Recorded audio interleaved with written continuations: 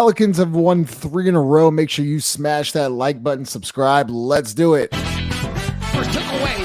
Yes, but this extra money is worth it.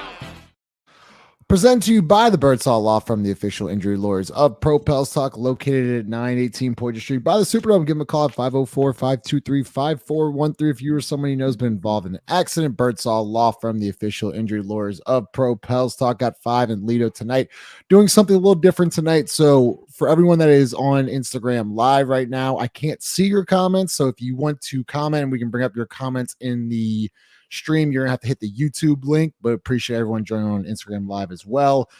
All right, ugly game tonight. Pelicans, though, they win 112-107. Lido, I was just gonna give you like 3 to 5 minutes of just JV. Like, I'm gonna let you just talk about JV and what he did tonight and what he's done basically all year for this team. Yeah, man, you talk about a guy who was top 10 in three-pointers made and attempted for centers, points per game, rebounds, blocks. Like he's the consistent force behind his team. He is the guy that doesn't take a day off. He you know what to expect from him. He's consistent. And you know, the knock on him that he's not a good defender. He's been slowly shedding off of his resume this year. He's averaging a career high in blocks and block percentage. He's moving his feet. I mean, obviously, some guys he can't stay in front of. You can't ask that from him. Like, we had Brandon Miller and Rozier tonight on a one-on-one at the top of the key. Like, it's a lot to ask from him, but he's been doing very well. And I think he's definitely been our most consistent player. But when used right, he's been a key component. He's the fit. And that's something you saw the Pels kind of go away from tonight, where it was working with him, and then they just totally abolished it for whatever reason. And I mean, man, Jonas is a consummate professional. He shot 50% from 3 tonight. What you want? 20, 29, 13. I had 4 dimes. My man's had 4 dimes, bro. Like, long the Lithuanian legend. 5, you always talk about this, but you know, when Brandon struggles, right, and Zion and CJ struggle, right, you still have that guy in JV that you can play through tonight. And tonight was a perfect example, right, of CJ struggled like for the first 3 quarters. Brandon struggled the entire night. Zion was in foul trouble. Tonight, they finally were like, you know what? Let's play through number 17. And tonight, it just shows you that JV is always there to pick up the slack. I'm ready for JV to come off the bench. Yeah, it's not like yeah. I know it's gonna be kind of controversial, but let me spit for a minute. It's not JV's fault. It's not him. It's the people around him. So to help Zion and Brandon, use Trey. If Trey just needs to rebound better, like that needs to happen. If Trey rebounds better, we can just move JV to the backup center, but really it's just like your only center, right? And I saw tonight, I thought Jose played better than probably a second best player on the team. Just the thought process of back-to-back plays, like, oh no, we're going back to JV. Like, no, none of that shit. Give it to him. He got it going. He has a mismatch every time. Like, yo midi not working, yo jumper not working. Cool. He can score. Like, it's close to like, we'll figure it out. We'll weather the storm with JV. Hence why I think it's a wonderful change of pace to what the first unit, presumably being with Trey Murphy. I think that makes the most sense. Like, you talk, like, Justin, we love baseball. Lido, you like baseball. Yeah.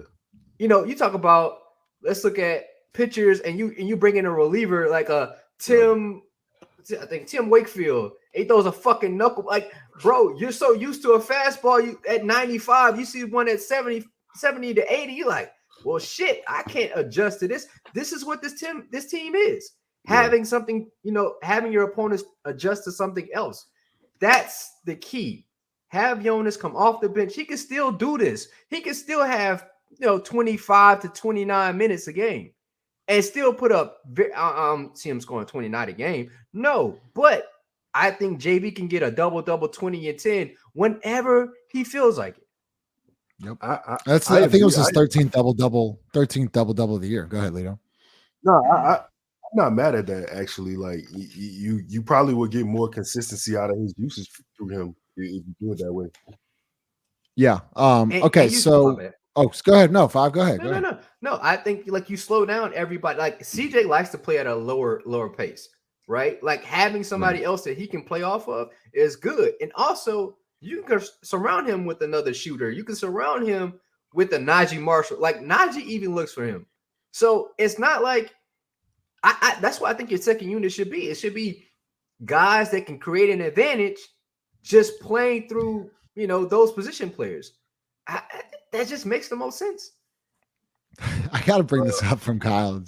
Jordan Hawkins didn't get 2 minutes today. I was actually very happy for those 2 minutes, but we'll talk about it a little bit later. Lito, go ahead.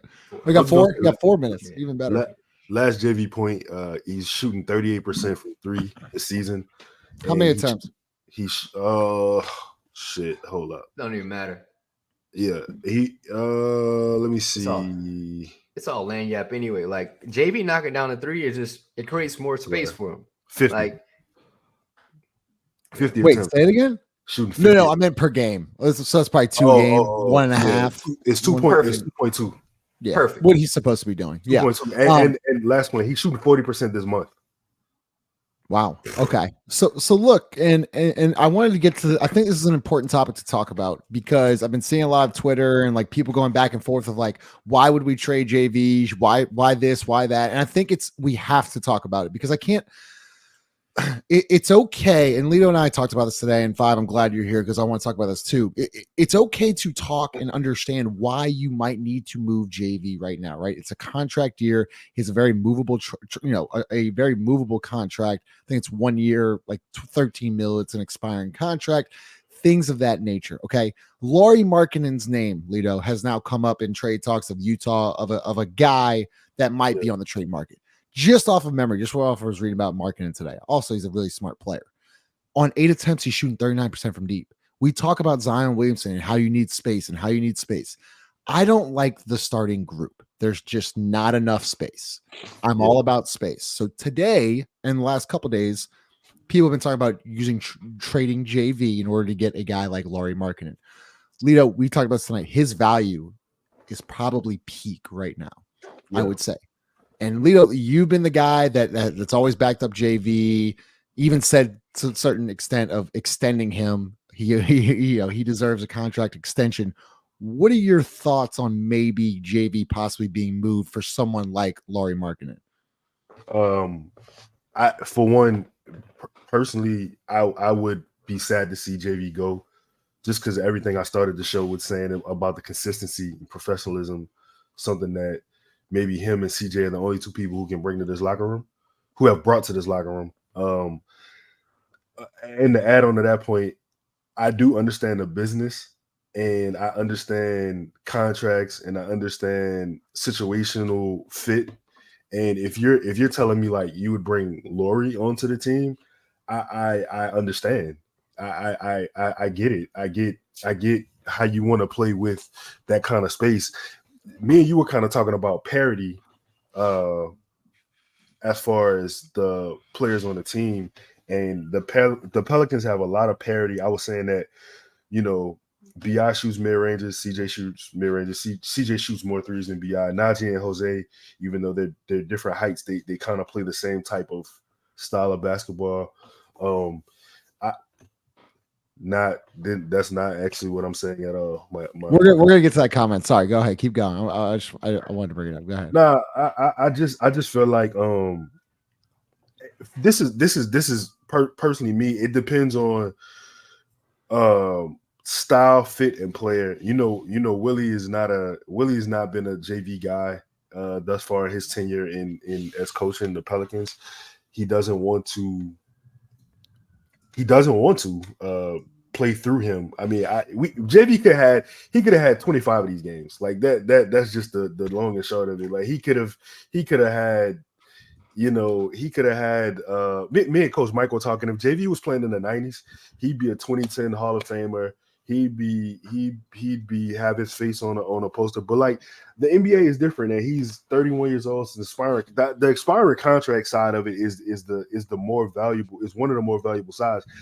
His style of play right now, how he's playing on both ends of the floor, his trade value probably has never been and probably won't be higher at any point. So yeah. And Jared, let's get to this comment. Appreciate your support as always. But you know, he makes a good point, right? The only player that doesn't get injured and he's consistent. Like you never have to wonder if JV's playing. He doesn't need a rest night. He's rarely hurt. Like you are completely correct on this comment. So as soon as he starts getting the ball, y'all want to trade him. Bob, go ahead with your thoughts on that. I ain't trading shit. I don't know what y'all like. I'm not doing it. I told you his position is right now is shipping backup, and I get it, right? If this was a year ago and the Pels are in a shitter, yeah, of course. But if you're gonna do this, you have to go all. If you're doing this, that tells me you're leaning towards like going all in on Zion, right? Like if you trade for Larry marketing, that just means you're going all in on Zion. If that's the case, the writing's on the wall for BI. I want y'all to understand it. You trade for Laurie, that's just another domino. That's what that starts. It's not just like you understand what that means. There's ramifications that will happen if you do that. Now, on the flip side of that, I think you just insert Trey into the starting lineup. You still, I don't think that's just my opinion on it. It creates more space. If you want space, that's the guy you kind of got to lean to. And if you really want to do something dynamic, that's the way you do it and keep JV. But if you trade JV, I understand what that means. Man, I'm glad you brought that up. I want to talk about that. Go ahead, Lito. I just want to ask, what you think a JV contract extension looks like? Just both of y'all, just the same deal that he got. I think 2 years. I know this. 23. I know this for sure. That dude don't even want to leave. Yeah, he don't. Yeah, and that's the thing, though. Like he consistent. And look, I'm only answering the question that's asked of me. I don't want to get rid of JV. Can I ask y'all a question? Where would y'all rank JV in from Hornets Pelicans franchise? Where would you rank him as a center? Top one in franchise history. I thought about that. And you can even count AD as a center if you really want to. Yeah, like, what would you rank JV? Because, like, I'm thinking about it, like Jamal McGlure. So yeah, Jamal McGlure, Tyson Chandler. Like you're like dealing with people like I don't even know if Jason Smith was like Omer Ashik, Alexis Zajenka. I would say third. He's easily third. Third. Yeah, he's easily top three. And I think there's an argument that he's probably top two, to be honest with you. He's probably behind AD. Yeah, and because Boogie didn't play long enough. Oh, Boogie. Fuck. And here's the thing. And AD probably would say that. I know you said you could put him at center, but he wasn't center. Yeah, I think Boogie, if he stays healthy, would have been the best Pelicans player in franchise history. Like, and it wouldn't have been close. It wouldn't have been close. I want to stay a little bit longer here on JV. Lito from Spo24. We were texting back and forth. We were talking about how, like, CJ or like Zion and JV work, Brandon and JV work, even CJ and JV work. Yeah. But do all four of them together work? So this is I don't disagree with this comment because they do work. But do all four work? Oh, go ahead. Oh, I was going to say, like, all right, I'm crafting this article right now, and it's kind of talking about all of this that we're kind of running through. This crazy, this crazy. That's crazy. You can't say that. That's crazy. Don't do that. Don't do that, man. That's crazy. Yeah, cool. I don't know. Go ahead, Bob. All right, but that's like the thing. Like, there's almost like duos on this team. Like, these two work together. Yep. These two work together, but what the fuck is up with all five of you guys working collectively at the same time? And I understand sometimes that needs time, but some shit you can just see. Like, all right, ain't enough space working. As soon as the second quarter switch hits wide, when the second unit gets on the floor, things change.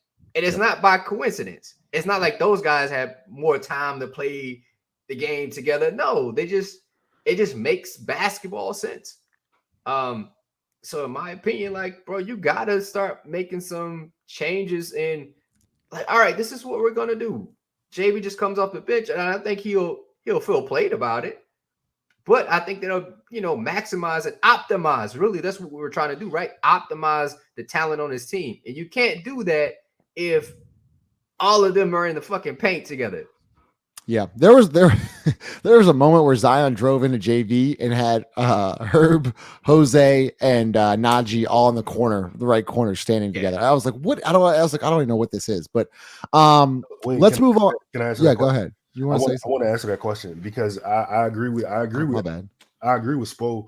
JV and Zion do work. CJ and Zion do work. I'm sorry, all those guys with JV work, right? The problem is not enough, like Five just alluded to, not enough time on the court to be able to interweave all of those different things with him. See, the reason why those one-on-one guys work with JV is because it's a simple game with JV. He's going to set the pick post seal, right? And either or get the rebound and he can pick and pop. So the variance between like him doing that for Zion or Zion setting the pick for him, you know what I'm saying? Like you can do that. You can do that with BI. You can do that with CJ. The reason why it seems to not work with Brandon is because of the parity I was saying with the guys in the lineup. You need a little bit more variance to spread out the tent, you know what I'm saying, get guys out of other guys' way. That was crazy. Before we get to the next 7, make sure you smash that like button. 5. Zion Williamson. Look, I mean, I thought he was good tonight. He got in foul trouble. I think he would have easily had 25, 26 points if he doesn't go out with that 4th foul there late in the 3rd quarter. But to me, and I'm sure to you, he looks completely different. Completely different from Las Vegas, and it's not even close. I'm talking about the energy level. I'm talking about the rebounding. Someone dropped a comment in here. I'm trying to see if I have it. Whoever said it, but Zion had 10 rebounds again tonight, or he had a double tonight. Zion won. That should be easy to do. But what have you seen since the Lakers debacle? What have you seen from Zion? Just a more concerted effort, right? It's only been 2 games, right? Concerted effort to play with a certain level of energy. You know what the thing that I stood up and I said, I stood up and cursed. I don't know. I forgot what the fuck I said. I gotta ask my son when he gets older. But like he shot that midi. Bink, bink. Boy. Shoot that shit, motherfucker. Shoot that shit. Like miss or make. Shoot that shit. Chung is wild. Like, bro, man, it's crazy. But like that's the guy I want to see. Like no shot Zion gonna take. I mean, there might be some. Like I want to get to the point where we're like criticizing Zion for taking too many shots. That's the point I want to get to. Yeah. Like go way far beyond, because half the time Zion shots are gonna be, even contested, are better than some people wide open shots. And that's okay. We understand it. Him rebounding the ball is critical. I mean, Alito alludes to this all the time. Like being able to get out on the break and him push. That's why I think him with the second unit, a la him being in the second quarter with JV, makes so much sense, because they can play pick and roll and he'll have the ball in his hands with space and shooters. Like you gotta align the lineups that benefit the team and optimize the play, especially with Zion and JV, because they didn't have an answer. They didn't have an answer to the test before the test even started. So we should have been going through JV and Zion from the get-go, but it's hard to, right? Because, all right, well, we're just going to sit back and make shoot tough mid-range and pull up threes. Yeah, and I thought that 5, like I feel like he drove to the goal tonight with a purpose. Like he was looking to get to the rim, and like I didn't care if you were in, like I forget that Christian tweeted something out in the middle of the game, but like he lowered his shoulder into some dude's stomach, and like the dude like he like literally started grabbing his stomach. Like no one wants to deal with that. In 5, we talk about this all the time. Like, you run over a motherfucker like that as hard as you can, I guarantee you he is moving out of the way the next time. He's moving out of the way. Say, Lito, when that boy dapped us up at Media Day, Bruh, I'm like, hey, bro. that boy put his chest in the center of his. Hey, chill, dog. I was like, hey, dog, chill. Chill, dog. We got to fight you in here. Well, Lito gonna have to fight you. I'm just have to sneak you, Hey, dog. dog, Like, you tripping. Lito, go ahead. What'd you see from Zion tonight? Man, look, me and Chris did a show about Zion Ooh, just rebounding. And hot take here, but go ahead. we got I'd like to see it first. I can't comment on what I haven't seen. So this ain't tequila, but what you drinking, brother? I feel like I'm sorry, the Zion rebounded. You seen effort, you've seen the energy. I don't know if it's anybody's comments. I don't know if it's Stephen A, Chuck Shack, whoever, but I've seen a very big difference in effort. And as me and Chris did a show, I was about to say Zion's rebounding is different from anybody else's rebounding on the team. Zion's rebounds are kind of more important than JV's rebounding. Zion gets the basketball and he turns into a weapon. It's literally like a missile. He's on the go, like he's going, he's out of here, right? He changes possessions. He can even take he takes a rebound and he can get anybody a look, he can get himself a look, he can get to the free throw line. It's literally, I called this in the show we did. Zion's rebounds are a live ball turnover for the other team. Right? Yeah. So, and then the other thing too that I've noticed in the last 7 games, Zion started out this season rebounding 10 feet away from the rim. I don't have the stat in front of me, but I pulled it on the show. Me and Chris did. He was rebounding 10 feet away. That's where he started out rebounding. He was 100% of his rebounds were 10 feet away from the rim. Moving forward, now you're seeing rebounding from 3 feet and 5 feet to like literally being under the goal. He had a rebound tonight actually where he skied the fuck. He was so high. I was like, God damn, like you could see offensive rebound. Offensive rebound. Yep. It's a different intensity. It's a different intensity to him. And and I know people like, you know, I don't remember who the guy was, but he was like, man, Zion is 6'6" and he can't rebound like that. But bro, like you don't understand. Those rebounds that he gets, it's like a punch in the face. It's like a 12-round fight, and he's hitting you in the stomach, right? Like you dead. Like what you going? Because he go get the rebound, and then you got to guard that motherfucker 94 feet down the court. Like nah, you can't when he I'm gonna let you go real quick here, Five. But when he's in transition, he has the ball and he's in transition for 93 feet. No one on planet Earth can stop him. Not one single person. I think we've been like very loud about this point of Zion rebounding. But let's even say when Lito and I first joined the team, like, no, if Zion rebounds, everything changes. Like you don't have to pass it up to get somebody. Like you don't. No.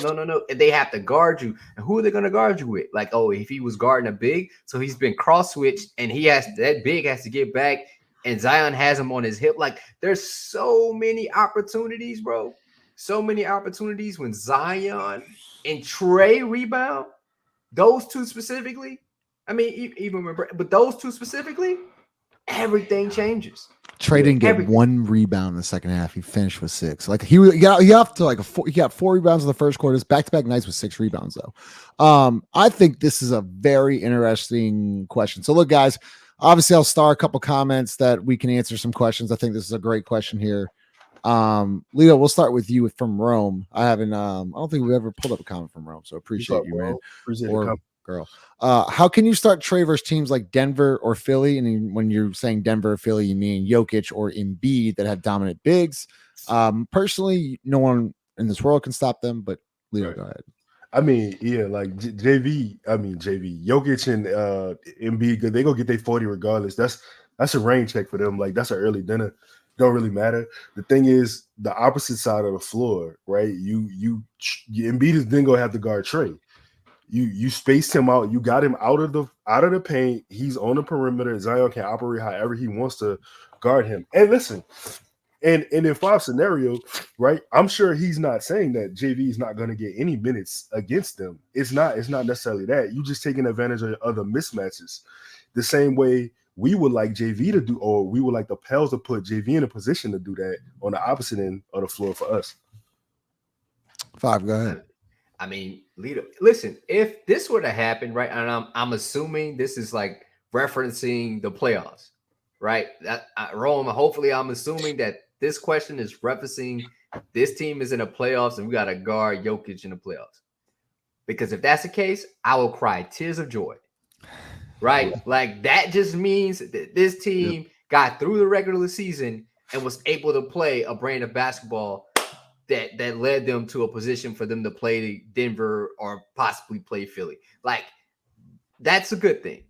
Those are questions you will figure out then, because right now what the data tells you, again, I'm not like a huge analytical guy, but what the data says, defense, I mean, championships aren't won by defense. Again, we can look at this team last year. They were 6th in defensive efficiency and didn't make the playoffs. So you kind of have to lean towards your offensive juggernaut that you could be, right? Optimize everything, create space, have Trey.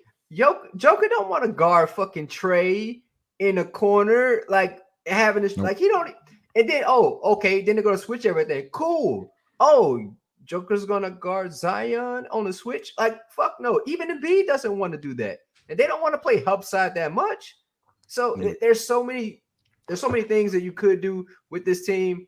Pause. Like, we want to see where this team takes that leap, right? And not right. Just these energy wins. Like we want to see this team be smart and win. Yeah, I think that's what they're feeling it. 5. One more thing to your point, and to me, it's important, right? If you make the play, once again, I think you win regular season games with offense. I've always been about that. Like for instance, 2 nights ago, when you put up 140, you're not going to really lose. Like even like tonight was an off night, put up 112, your defense was still. I mean, I know Charlotte's kind of shitless, but still. Point being, I think you have to be good in situational defensive possessions in the playoffs, if that makes sense. Right? Like you got to score. And then there's got to be some moments there, like late in the third, late in the second, fourth quarter stops. Like situational defense, I think is important. I don't think overall you get to be a really good defense. Situationally, you have to be better. Let's get to this one, Lito. Space African Jesus, Zion and Trey rebounded well tonight. Them two, along with BI and Herb, rebounding more is key to unlocking a death lineup. Which brings an interesting point of the closing lineup tonight. So JV had it going. Obviously, you can't take him out. Brandon did not have it going. I thought you could have taken him. You want to say something, Bob? Hey, listen, I'm just happy JV stayed on the floor because I'm very happy. I was more saying I think Trey should still be in closing lineups, but someone asked me like, well, who would you replace? And I thought about it to myself, and I was like, that's a good point. Like Trey's not going to replace Herb on defense. I thought you could have maybe gone Trey for Zion for defense and offense, but then they got in a foul situation. So Zion doesn't stay on the floor. Trey does. It was just interesting, Lito. But I guess to this question and this point is this death lineup, right? Like who's in it? Because Lito, if JV's got it going, you can't take him off the floor. So what is the death lineup? Can you take Herb Jones off the floor? Like, if Herb wants to play, Herb has to get more than 2 rebounds. These 2 rebound games that he's been getting, it can't be his ceiling. The same way with Trey. I'm cool with 6. Like 6, I'm giving Trey grace. Not that he deserves, you know what I'm saying, not that my grace matters, but he's coming back from a major surgery, right? Like I got to give him a runway for him to figure out not only like hit the game offensively, but defensively, rebounding. Like, you know what I'm saying? Like once you have surgery, your body different, regardless of what how minor the surgery is or how major the surgery is. Like, so 6 rebounds from him, I'm cool. I feel confident because I see him not being hesitant. He's hitting the ground. He's not avoiding contact. So 6 rebounds. I'd like to get Trey. If Trey could get maybe 2 more rebounds from me, I'd honestly be good with that. BI has to rebound better, and this is the only point I'm gonna make about BI tonight is this. No, we have a segment about BI. Okay, yeah, all right, cool. No, I was just gonna say, like, if you don't have it going on the offensive end, that's cool because you're not gonna have it. Like, I don't expect you to get 40 every night, but when you can't affect the game on the offensive end, or scoring the ball. Let's just say scoring, right? You can affect it in other ways. You can be a better facilitator. You can be a better rebounder. Lead the team in take the defensive charge, whatever it is, right? And the crazy part about tonight was Jose had 8 rebounds. Did he really? Man, he had some rebounds on him. I like literally was like, where did he come from? Like I couldn't see him. All of a sudden, he's just got the basketball. Like he's. It's something about like him and Najee. They make it really tough to take them off the floor, bro. Like Najee didn't have a lot tonight. He didn't have it going, but games before the night, like Najee had some really poignant drives, some really the corner threes. I told you we were shooting 52% from 3 from the corner this season, and Jose, bro, at whatever his height is, getting more rebounds than. Redacted Herb and Brandon, huh? Herb, Brandon, and yeah. All right. So I was about to answer this question a little bit. I'm gonna shoot Herb some bail as I kind of always do, but he boxes out better than half this team. Half the rebounds. Herb is the best box outer. Like Herb is the best. Hence why half of Trey rebounds are because of Herb. Yeah, because he clears it out and Trey's just standing there. Trey not going to get the board. Like, yo, let's pump the brakes. This on the stats. Like, it's a little iffy. Like Trey needs to rebound better. And when I mean rebound, that was one on where the Hornets got an offensive board and won because of Trey. That's what I mean. The tough rebounds, the one that stop a run for another team, the one that clears something out. You get on a break, you go get a layup. Like that's how you have to rebound, and that's the only thing I'm worried about inserting Trey into the starting lineup because he just doesn't get tough rebounds. But to this next point from Donald, who's always here, appreciate you, Donald. Five in here, Lito. Like, do you think he's actually improving? Because we talked about this. Like, we just want to see baby steps, where he's just improving. To me, I see improvement. Yeah, we see improvement, but he's not like going to be Dennis Rodman overnight, where he's just grabbing every single rebound. No, we're not. Well, I'm not saying that, but I'm like, if I gotta trust Herb, Herb has to do a better job rebounding, of course, right? Willie Green said it himself, like he has to. Like if the wings rebound, i.e. Herb and Trey rebound, it solves a lot of the problems that they had. It allows them to do a little bit more, but you just can't say, they might do it tonight. Like, I gotta trust you enough. You have to prove it. Like, yo, I'm gonna get the board. We need to stop. Like, this is gonna happen, and I'm proving it. They just haven't done it yet. Yeah. No, I completely agree. Lito. All right, let's talk about Mont Dogs. I don't know why you think we hate Brandon. We do not hate Brandon Ingram. We really like Brandon Ingram, and we're going to get into this part of the show.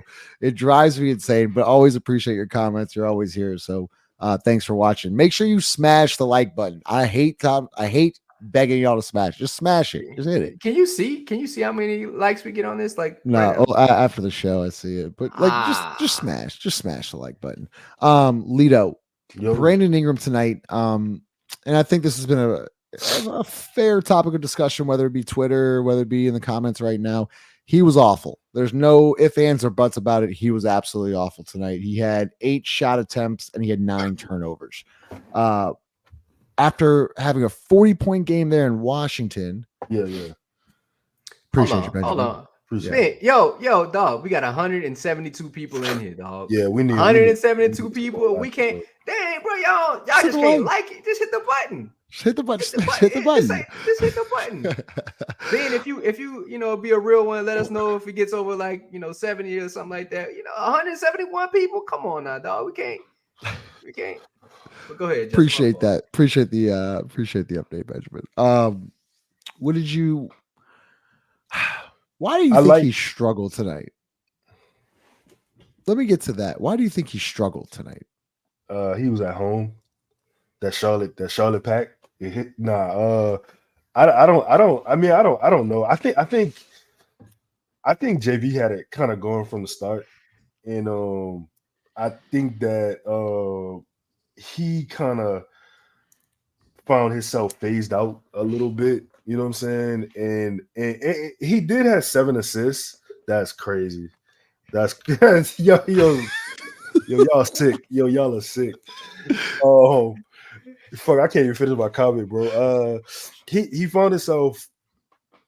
I want to say the odd man out. He did have 7 assists, which I really did like, and I think I'm glad you brought that up. He really did. He shared I know he had 9 turnovers. You're gonna see that. I thought he was looking to make the right play though. Most of the night. Yeah. And listen, I don't. I'm not. Look, I'm not taking a lot from this game from him. Like I think, it could be a one-off. It could be a one-off thing. I don't like. All right, so look. The talk about Brandon is this, right? He'll give you the 40, and then he'll come back and give you whatever this was tonight. We just want consistency from Brandon. That's it. And my version of Brandon Ingram, he's a consistent player who he only took 1 3 again tonight, right? Did he? That ain't gonna do it. Like you're saying, like the regression on the shots, the shot profile has to keep elevating. It's got to keep growing. I get it. We like the Brandon. We either you love the Brandon 2 or you hate the Brandon 2. I just feel like again the problem is the parity of the lineup. For me, it depends on who's in the game for Brandon to take the 2 and how the 2s come. If it's a long 2, I'm probably gonna hate it. I ain't gonna lie. But if he it's the worst shot in basketball, man, it's the worst shot in basketball. But if he got a mismatch on Ish Smith like he did tonight, right? And he got it on a high post, and he could just turn and shoot over him. I'm cool with that. Like that's a good shot to me. Appreciate you, Q. But I do think he phased himself out of like a little bit tonight. And the 9 turnovers, that last turnover was crazy. He tried to spin out Gordon Hayward, and he just fucking He had some 5. Go ahead. My issue is this number right here. You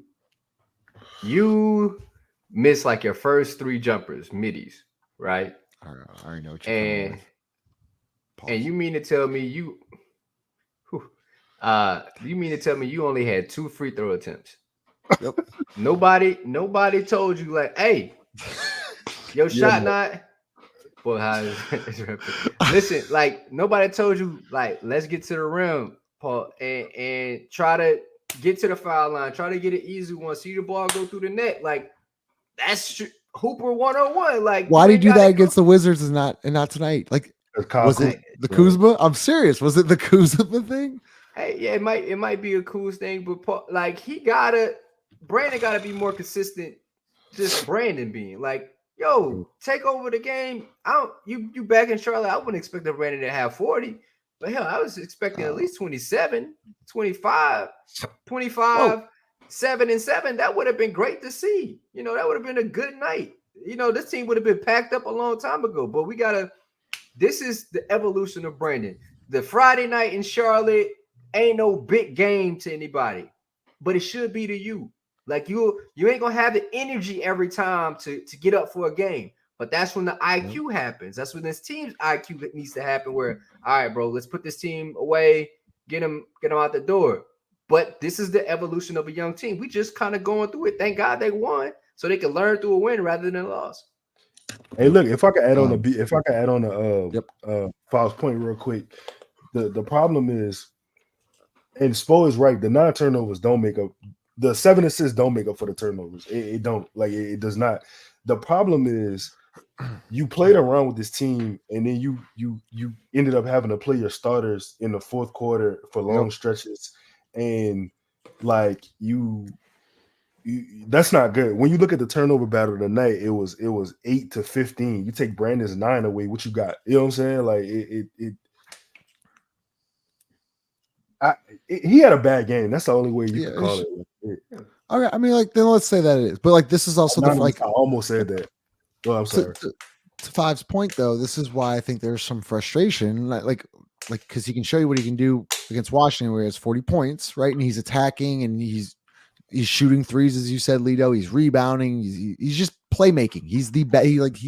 He's the best guy on the floor. Then tonight, I just felt like I don't know if it just didn't like he didn't give a fuck. Like whatever, man. We're just gonna show up in Charlotte. We're gonna play, get out of here, and like that's what it just looked like tonight. I'm not gonna say that. I'm not gonna say he didn't give a fuck. That's not say that. I would say he just didn't have it, bro. Like he just didn't just couldn't get the shit going. Cool. We played almost 32 minutes. Yeah. Like shit. I just happened, find it bro. hard to actually eight. I don't know. I mean, I'm not saying he didn't matter to him. I just need him to as y'all said, just 15, 18 points here tonight. We just couldn't get. That's the frustration. Appreciate you guys. Justin, but this is the thing. I'm with Fob. Like when he said he you don't think he didn't think he give I agree with him. I don't think he did not give he didn't give he only shot the ball 8 times. So it's not I mean, I guess I could reword that. It's not like he gave a fuck. It's just I guess I'm frustrated that he had one of these nights. Like as Five said, not rising up to the occasion. It's Charlotte, it's Friday. I get it. But you got to show up. You got to be one of the best guys on the floor, especially if you want that $50 million contract. It's still growing pains, dog. Because it's growing pains from what though? He's been in the league 8 years now, right? And he's still trying to figure out. That's the problem. Like we were talking about the time spent on the floor. He's still trying to find a way to pick his spots in between let me see, in between CJ's 18 shots, Jonas's 16 shots, Zion's 16 shots, Trey 7. You know what I'm saying? It's still a lot. It's a tough situation, man. And this is why it's such a frustrating, tough situation. It's because of where's the here's the comment. You gonna pay him or you pay Trey? Because Trey's gonna get paid. So are you gonna pay Brandon $50+ million? And how would you keep Trey Murphy? I mean, you have to get off CJ. I don't know. It's just frustrating night from Brandon. Lido from crazy name, Chewy Balls. Is Jordan's new rotation to be expected from here on out? 5 to 7 minutes a game. Well, he got 2 tonight, my dog. So I don't really know. I mean, listen. Justin about to get upset. I called this shit a month ago. And shout out to somebody in a comment. Shout out to you, bro. Thank you for watching. Shout out to somebody in a comment. I think that somebody had a comment saying that, Hawk is cold. He's cold now. That shit, that run was over. Bro, I don't know how you want him to be hot when he only getting 2 minutes. You know how much pressure that is? You know how much pressure each shot comes with? And in the 2 minutes, he did shoot a shot. You know what I'm saying? And it almost he almost airballed it. It barely grazed the front of the rim. I really don't like how he's being handled. And if you're gonna play him, if you're gonna handle him like that, put him in the G League. Keep his confidence up. Let him get some run. Because I mean, again, we all know Willie has his favorites. I agree with Benjamin. I don't like how he's being used, and I know somebody about to ask who you play him over. I don't know, bro, but I can tell you this: I can find room for shooting. I can find 5 to 10 minutes a game for a guy who can shoot the leather off the basketball. With Zion, me and you talk about this all the time, but confidence, instilling confidence in a player, and I think that Jordan hasn't looked as confident, and that kid is about as confident as they come. I just see a lot of hesitation now, not flying around, things like that. And when you just go from playing to bam, DMPs, that's got to shut down some of your confidence. Are you seeing that too? Or do you think he's just pressing? So one thing, I think he's a rookie too. Bro, he was not and I get it. First round pick. He was not expected to play. That was not a thing when they drafted Jordan Hawkins, although they might have said it. But we saw this issue happening 4 months ago. This isn't nothing new to us. But, I was one to say, no, I really like this kid. It's kind of going to be kind of hard keeping him off the floor. Now, Willie Green has done that very, very easy. Just said, hey, we're going to park you. Hey, well, I didn't think that was it. And now we're just having this dialogue about it. But then he comes in and plays 4 minutes tonight. It's are you sitting him? Or are you just are you throwing him a ball? What are you doing with? I just don't get it. That's what I don't get. This is the good problems that we are going to keep continually talk about. It's going to be hard. I think Lido said this early in the pod. When Najee and Jose play well, it doesn't do well for Jordan Hawkins. It just doesn't. That's just life, bro. Yeah. Jose was eight right now. Like those two, and that's the thing. When those two are playing and they running and gunning, like, yo, it's tough. Jose hit a big three to end the third. Like that's the difficult part. Najee shooting 40-something% from three. That's difficult to be like, I'm gonna place Jordan Hawkins in there because with Najee, I can. Now you're telling me he's shooting over 40%, and he plays defense, and he can dribble the ball a little bit better. All right, you gonna tell me just gonna play Jordan Hawkins, and I'm a fan of Jordan Hawkins. So this is the balance. It's the pendulum. 5. Okay, so you just mentioned, right, Najee Marshall, Jose Alvarado playing at a high level, Jonas Valanciunas playing at a high level. So would you say their stocks are rising, right? So they're getting to that point of we have too many players on the roster. Sooner or later, you're going to have to cash in some type of chip here because I'm not saying Jordan Hawkins needs 10 minutes, but guys, what? Like, do you think Najee Marshall and Jonas Valanciunas' value are going to be as high as they are tonight? Listen, you keep talking about trading players, and again, this organization. If Justin, I would be with you if this was like an organization that did that had a history of saying, all right, a guy's playing well, and we need to trade him now rather than later, and they've done it repeatedly. In retrospect, all the time, 100% of the time. So I have no faith that they're going to do that. Their track record says that they're going to run it back with this team, and when it fails, that's when they'll make their move. Yeah. Not before. They're not really like a proactive kind of people. So no, they're not going to do it. So but would you do it? What I'm saying is, would you do it? We're gonna have to have a special spaces for what we need to do. We need to do a members only pod soon. Yeah, members only pod. And and also, if y'all want to support the channel, we have a members only section.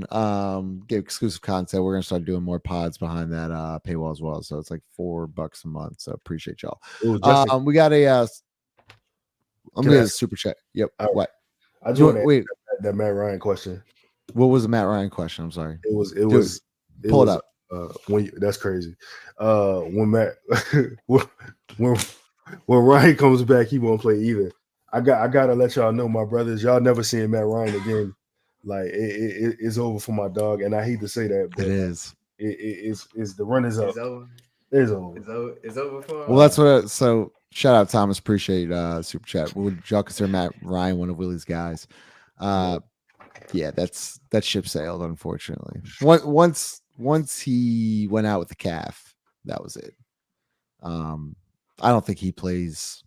I'd be shocked if he plays another game. Yeah, it's over. Which sucks, 5, because the dude could shoot the basketball. Like we called it. We really called it. Really called it. Listen to me. I've called a couple different things on this pod. Just in conversations with you. Oh, I need some glasses. Remember Najee Marshall? Whoa, nah.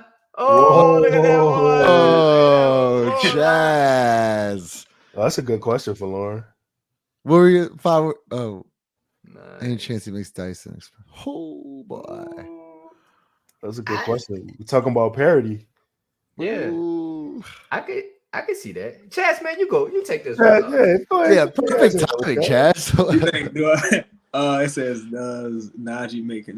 Nah, I mean, in a sense, yeah, but a guy like Najee, I think you sell high on a person like that just because you got an investment in Dyson. I will say I don't think they'll let Dyson be the reason that they won't make a move. You know what I'm saying? I think every time you see Dyson on the floor, his value is tanking more and more. I think Dyson is. I'm sure there's people around the league who still value Dyson as that 3-4 type guy, but I think all prospects of him at the 1 is kind of dead. I really do think Najee is a person that the Pelicans end up selling high on. They tried this offseason. Like they tried to, do something this offseason, but Chaz, welcome to the show. So from a question, guys, if y'all want to drop the comments, ask questions, y'all are driving the show now. So we're going to bring up all y'all's comments if we can. We kind of talked about this, but 5, we didn't really get an answer here. 5. Do y'all think they still will trade JV or give him a new contract? I mean, I'll be honest. Like it just goes to my last point. They're very like reactionary, right? Like they'll wait to the end and then make the decision. Like if you're gonna trade JV, you should know that. You should have known that 3 or 4 months ago. Maybe this summer. Like, all right, we're gonna get his value all the way up. We're gonna use him. Woo. He'll have more than what we got. 4 double-doubles, 13 double-doubles this 13, season? yeah. 13. He should have 20 double-doubles this season. He should have, like, if you knew that should have been the example you were trying to set, especially when guys went out. We should have been playing through JV heavily, but that lets me know that this team has no plans on trading JV. So, no, they're not going to do it. I'm not saying that that's not what I want. I'm not saying that I'm against it. Nah, they're not going to do it.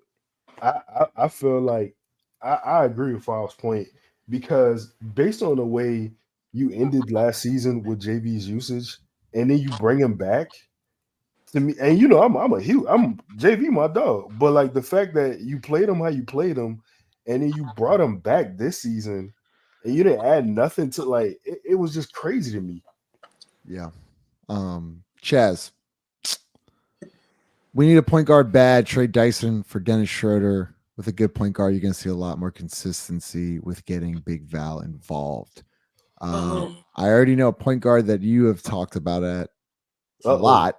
Talked about a couple, but yeah, 2 guys who give me those 2 point guards names. For me, I would prefer they go after a person like Jaden Ivey. I'm not even sure who the other point guard was. Kobe White. Oh yeah, Kobe White. That was more your guy. To your credit. You talked about it too. Yeah, I like Kobe White, but that you know. Lito killed me for it. Lito literally wanted to end my life. Man, you slick, boy. I see you. But you know what, man? I feel like the thing with Schroeder to that question, I felt like if I knew what this team's goal was, that would make more sense to me. So if you're saying, all right, we want to go for the Western Conference Finals, well, all right, go get Schroeder. That makes sense. But since I don't know what the goal is, it's like I don't really know if you sacrifice a cost-controlled asset right now for Dennis Schroeder. I'm not even sure what Schroeder. I like Schroeder, but I'm not even sure what his contract is. Right? I do think 1 year, Schroeder, huh? I think it's 1 year, huh? He's on your deal. Yeah, I think he's on your Toronto, deal. Toronto, yeah. Yeah, so that's kind of like, man, I would prefer they go after Jaden Ivey. It just makes too much sense across the board. Everybody I've been listening to who covers the Pistons, they got some great coverage, by the way. They just like, man, I'm talking about Monty way up under the bus, bro. It's terrible. Jeez. It's terrible. And no one can understand why Jaden Ivey isn't playing. No one. Dude, you can fuck. For killing that. Let's go Lito first. Lito from Chung. Sell high on JV and trade BI for anyone plus a draft pick. He said anyone. Shout out to Chung. Chung's hilarious. Lito, what are your thoughts on that comment? I need to see the offers. I need to see like what's available. Honestly, like I need to because Justin, we was having this talk kind of like in the summer. Well, we kind of had it tonight too, and we were talking about how like obviously nobody on this team, JV besides JV and Dyson, nobody on this team really rebounds. I don't think you can. Do you get a player like I don't know if there's a center who can give you JV's production with rebounds and like would not. I know people like to talk about Jared Allen. They like to talk about whoever. I like Tyus Jones, but like I just don't know how Jared Allen would be a good fit for me personally. I don't know how he would be a good fit for this team. I just don't like. I don't like the fit of him. I don't like. I know people say Miles Turner, and I tried to sell myself into that at one point, but I don't know. But I do think yes, while JV's value is high, if you are going to move him, I think now would be the time that you do that. With the BI situation, I mean, what is the offer? I need to see the offer. I need to see the players available. Like who we plus the and a pick. So we getting rid of BI and a pick. Like, Chuck, give me a player. let's talk about it. Chung, put a comment in the comment in the section. I'll bring it up. We gotta get to the super chat real quick. Oh, sorry, Thomas. What up, Thomas? 5. Why didn't we get Laurie with the mid-level exception when he was available the first we time? dumb. Don't even get me started. We dumb, Thomas. Everybody, it was either if you're going to do the deal with Chicago, right? Like in Lonzo, there like an easy, and you had the mid-level exception. So there was a ton of ways you could have done this, and matter of fact, Chicago was so out on Laurie. You could have got Laurie for cheap, for a po' boy, for a shrimp po' boy. They were so it's almost like the Lonzo situation now. Like, oh man, repeat it. Like they didn't know what he was, and then the first day he got in fucking Utah, dude went crazy. So I don't know, Thomas. I don't know the real answer to that. I don't think they could tell you a real answer to that. But I just know it wasn't the right choice to end up with what we had. But hey, you ended up with Garrett Temple. So I think, man. Don't forget about Satoransky. Man, I think Griff just has a habit of overvaluing assets, and then it gets to the point where you end up losing Lonzo for practically nothing. You know what I'm saying? And it's like, and for me, it's disheartening because you like, well, damn, I done lost the player. Now do I go back and try to get him? Because Laurie ended up going to Cleveland. He ended up going to Cleveland, if I'm not mistaken. He did. And he was balling out there. So it was like, that's another reason why when you got guys who have some injury histories, you always keep that cheap, especially high-level talent. Because this dude is an all-star out of nowhere. Like, you know what I'm saying? It's just like, come on. I don't know if any of y'all saw like the Kevin Porter Jr., Trae Young joint. But like, there was a thing about his, him coming out of college, right? Denver said specifically because everybody sent their medical team to see him, and they were like, nope, he may not ever play again. Like somebody literally said that in his draft. Denver was like, nah, we got like the 15th pick. Nah, his talent overweighs that. Like we'll take the chance on him. Right. Like a team with Jamal and Joker, it was like, nope, we're gonna take a chance on the best available right now because that dude was gonna be like the number 1 pick. He just, his back was just messed up. Yeah. He had to get back out of me. Chaz, I'm interested. You missed the first 20 minutes of the show. We were talking about JV and just what he's meant this year and how good he is and how his value has never been so high. Would you move him? And if so, who would you move him for? I do from a business standpoint. I think you always sell high with players that you may not see as members of your core. But truthfully, I always maintain that JV is fine in with certain players. I just think he's not good when it's Brandon, Zion, CJ, and JV. I think because it neutralizes how effective he can be. Because JV needs a couple touches. You see he's buying in defensively. Like JV, a monster right now. He's having probably his best year. It's also contract season. And JV's not even going to cost you that much money moving forward. Like JV's probably costing you another, $15 million? So I say, yeah. Yeah, man, not to be. I personally, I would have sent him and trade Brandon if it was up to me, because I mean, that just seems like the odd man out in every equation that I've ever thought about. But I don't know, because again, let's say you go get somebody mentioned Nick Claxton. I'm a big Nick Claxton fan. Let's say you go get Nick Claxton. Now you don't got no space, right? Let's say you go get Laurie. That ain't enough for Laurie, I don't think. And I would imagine Laurie's value is higher than even Brandon's value right now. Coming off an all-star bid, cheap contract, making $17 million.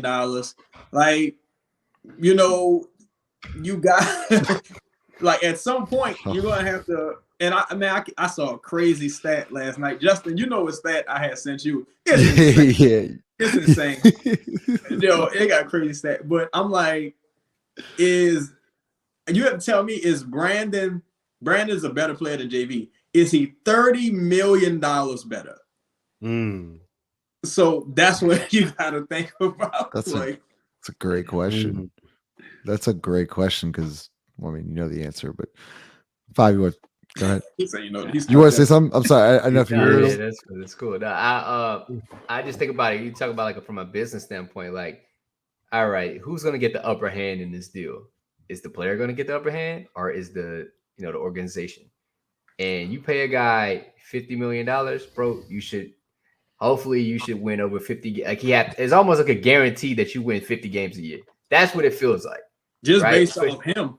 Yeah, just based on him. Like he can get me this. Like this guy can at least 40 wins, right? Like at minimum this, right? I mean, I know inflation, right? But this guy better be able to get me 40 wins. Can Brandon Ingram get me to 40 wins? I don't know, but I'm all for somebody getting paid. You know what I'm saying? Even when they don't deserve it. Yo, get as much money that you can, let's say, argue for or negotiate. If you got the the player ways to get yourself $50 million a year, go for it, dog. Yeah. I ain't gonna hate on you. Look, we got over 200 people in here. Make sure you hit that like button. We got about 10, 15 more minutes. Get more comments, questions in here. I'll bring them up as much as possible. Lito. Well, you said like or you said smash? What you said? Smash the like button. Smash the like button. Subscribe. Presented by Crystal Hot Sauce. Lito, JV, is JV a top 5 big right now in the league? Joker, Embiid, Bam. Do we consider Sabonis center? Yes. Yeah. Yeah, he's the center. I'll say so. I'd say probably top 7. Top 7. I'd say probably. You think who'd you rather, Mitchell Robinson or JV? That's easy. like going forward or right now? Who would you rather? Well, so the issue with like Chaz was talking about the spacing, right? And that's the issue to me right now.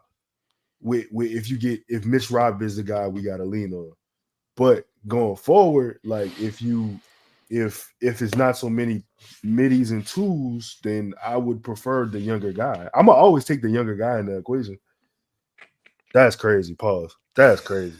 Wow, that was probably like the most egregious. I'm sorry. I'm gonna see my way out. Oh, we didn't say Anthony Davis. Oh yeah. Well, I mean, he was in. That's why I said that's why I said top 7 because Wemby or JV. Ooh, 5. Wemby or JV. What are we talking about? What? Yeah, that's a little wild. What are you getting at, Killer Cam? What do you mean by that? What you mean, like just overall player or at the 5? Like, is that like top 5? Is JV a top 5 as center position? So Joker and B, Cat AD. I feel like we're forgetting somebody. Jaren Jackson Jr. Crazy. I didn't even include that. It's a lot of people. He'd probably be top 10. Even Bam. He'd be closer to top 5 if they gave him the ball more on a consistent basis, but they don't. So he probably just top 10 or maybe top 15. Like, and it's not his fault. Like, right? This is not an indictment on JB's play. No, it's an indictment on how they use JB and how he plays. I think he's top 5 offensively. But I think he's a top 5 skilled big. Chung, this is a good question. I really like Kelly Olynyk, but I don't think he's better than JV. But would he be a better fit for this team? Kelly Olynyk is gonna be I would love Kelly Olynyk. Yo, he can pick and pop. But I don't want to trade JV for Kelly Olynyk. You know what I'm saying? Like I want both of them on the team if I could. Yeah, to me that's a little too lateral of a move. Yeah. Okay. Excuse me. This is an interesting one. Hold on, what the like say? Somebody give us a smash the like button. We're not talking about nothing else until the likes hit. I'm just fucking with y'all. I don't know what the likes are, but JV or Gobert? No, man. Like, I'm going with Rudy.